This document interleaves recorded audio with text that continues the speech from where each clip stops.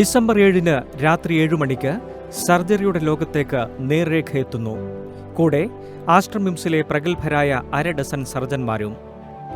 സാധാരണക്കാരന്റെ മനസ്സിലുയരുന്ന നിരവധി ചോദ്യങ്ങൾക്ക് ഉത്തരങ്ങളുമായി. മനുഷ്യ ശരീരം അത്ഭുതങ്ങളുടെ കലവറയാണ്. ഓരോ അവയവത്തിന്റെയും ഉത്തരവാദിത്വങ്ങളും സങ്കീർണങ്ങളാണ്. അപ്രതീക്ഷിതവും അവിചാരിതവുമായ സാഹചര്യങ്ങളിലൂടെ കടന്നുപോകുന്ന മനുഷ്യ ശരീരം കീറിമുറിച്ച് കേടുപാടുകൾ തീർക്കുന്ന അല്ലെങ്കിൽ ആകാരഭംഗി വരുത്തുന്ന പ്രക്രിയ സർജറി അല്ലെങ്കിൽ ശസ്ത്രക്രിയ. ശസ്ത്രക്രിയയുടെ പിതാവ് സുശ്രുതൻ. 6-ാം നൂറ്റാണ്ടിൽ സുശ്രുത സംഹിത ശസ്ത്രക്രിയ ഗ്രന്ഥം. അതിൽ 120 തരം ശസ്ത്രക്രിയാ ഉപകരണങ്ങൾ, 30 തരം ശസ്ത്രക്രിയാ രീതികൾ.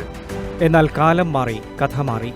എണ്ണിയാൽ ഒടുങ്ങാത്തത്ര ശസ്ത്രക്രിയകൾ, റോബോട്ടിൽ എത്തിനിൽക്കുന്ന ഉപകരണങ്ങൾ.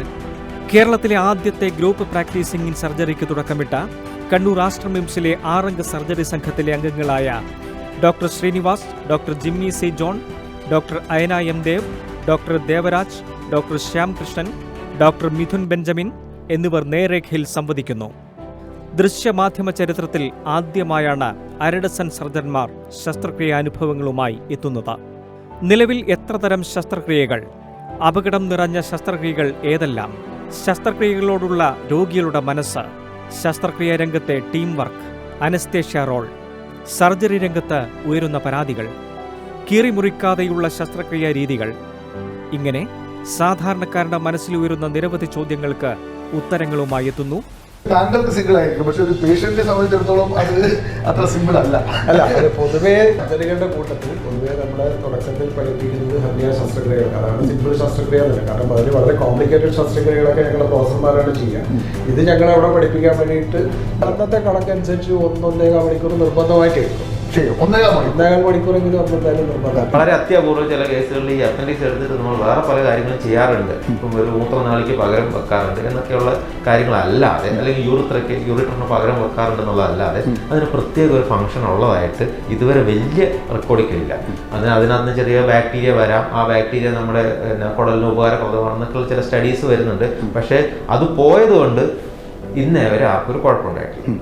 കാരണം വേറൊന്നുമല്ല, കാലുകളാണ് എല്ലാവരും എപ്പോഴും ഏറ്റവും കുറവ് ശ്രദ്ധിക്കുന്നത്. ഡയബറ്റിക് ആയിട്ടുള്ള ആൾക്കാർക്ക് നമ്മൾ ഡയബറ്റിക് ക്ലിനിക്കുകളൊക്കെ നടത്തുമ്പോൾ നമ്മൾ ഫുഡ് കെയർ എന്ന് പറഞ്ഞിട്ടൊരു ക്ലാസ് തന്നെ എടുത്തു കൊടുക്കും. എല്ലാ ദിവസവും കാലുകൾ നോക്കും. കാലുകൾ എല്ലാവരും നോക്കണം, പക്ഷേ ഈ ഡയബറ്റീസ് ഒരു റിസ്ക് ഫാക്ടർ ആയിട്ടുള്ളപ്പോൾ നമ്മൾ അതിനെ കൂടുതൽ ശ്രദ്ധിക്കണം. നമുക്ക് കൈകൊണ്ട് എടുത്ത് ചെയ്യാൻ പറ്റാത്ത അവസ്ഥയുണ്ടാവും.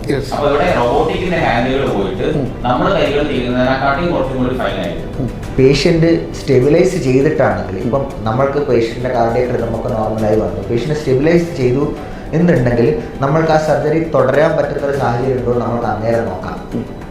ഇപ്പോൾ തുടരാൻ പറ്റുന്ന സാഹചര്യം ഉണ്ടെങ്കിൽ നമുക്ക് അന്നേരം തന്നെ തുടരാം. ഇല്ലെങ്കിൽ പേഷ്യന്റിനെ ഒരു തീവ്രപരിചരണ വിഭാഗത്തിലോട്ട് മാറ്റി പേഷ്യന്റിനെ സ്റ്റെബിലൈസ് ചെയ്യുന്നവരെ നമ്മൾ വെയിറ്റ് ചെയ്യും. ഇപ്പോൾ രോഗികളും വ്യത്യാസമുണ്ട്. ഇപ്പൊ നിങ്ങളുടെ സ്വഭാവം പോലെയുള്ള വേറെ ആളുടെ സ്വഭാവം അതേപോലെയാണ് അകത്തുള്ള കിടപ്പ് വശങ്ങളും വ്യത്യാസം ഉണ്ടാവും. അപ്പൊ അത് കണ്ട് മനസ്സിലാക്കി ജഡ്ജ് ചെയ്യല് എന്ന് വെച്ച് കഴിഞ്ഞാൽ മറ്റേ പ്രീ പ്രോഗ്രാംഡാണ്. ഇങ്ങനെ പോവാ, ഇങ്ങനെ ചെയ്യാ, ഇത് ചെയ്യാ. പക്ഷെ അങ്ങനെ പോകുന്ന സമയത്ത് അവിടെ ചിലപ്പോൾ അത് കാണുന്നില്ല. ചിലപ്പോൾ അവിടെ കുടലെല്ലാം ഒട്ടിയിരിക്കുന്നുണ്ടാവും. കാണാൻ മറക്കരുത് ആരോഗ്യരംഗത്തെ അറിവിന്റെ ലോകത്തേക്കുള്ള ഈ എപ്പിസോഡ്.